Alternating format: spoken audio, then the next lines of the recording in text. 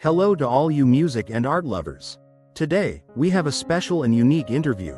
Our guest is one of the greatest composers in history, someone who took music to a new level and influenced millions with his works.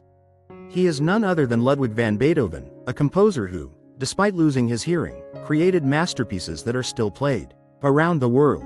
Let's begin our interview with the great Beethoven. Mr. Beethoven, I'm very pleased to have the opportunity to speak with you.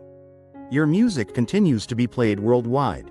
In your opinion, what is the reason for the lasting impact of your works? First of all, hello to all the viewers. I'm glad that my music is still alive. I think the reason for its lasting impact is the deep emotions I put into it. I faced many hardships in my life, from financial problems to illness. But music was always a way to express my feelings. When people listen to my music, they realize that these pieces are not just a combination of notes, but the voice of my soul. Music must come from the heart to touch the heart. In your youth, you were a prominent pianist, but over time, you lost your hearing. How were you able to continue composing despite this problem? Yes, that was the biggest challenge I faced. Imagine being a musician but no longer able to hear your own playing. At first, it was a nightmare for me. But I didn't give up. I heard the music in my mind. Having lived with instruments and harmonies for years, I could imagine what each note would sound like. I would even sit on the floor and feel the music through vibrations. Did this problem not discourage you? Did you ever want to stop composing? Of course, there were moments when I felt defeated. But I couldn't live without music.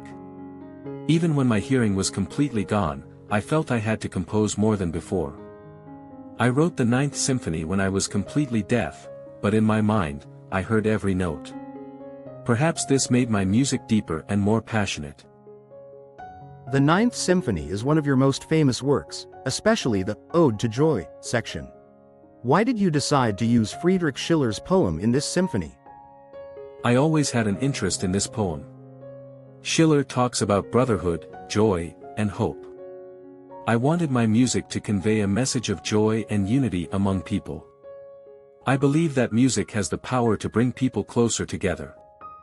I wanted my last symphony to have a universal message, one that goes beyond language and borders. In your time, you had a stubborn and sometimes even irritable personality. Was there a specific reason for this behavior? Yes, I was always a sensitive person, and when something went against my principles, I couldn't remain silent.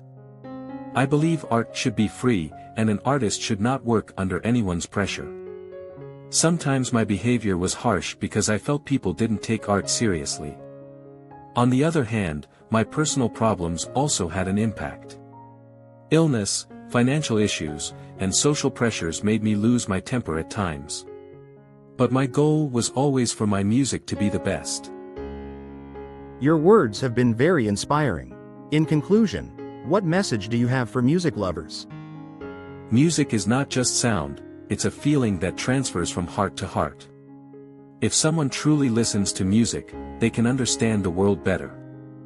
I recommend everyone to listen to music not just with their ears but with their hearts. Thank you, Mr. Beethoven. It was a great honor to speak with you. I thank you as well. Music will always be with you.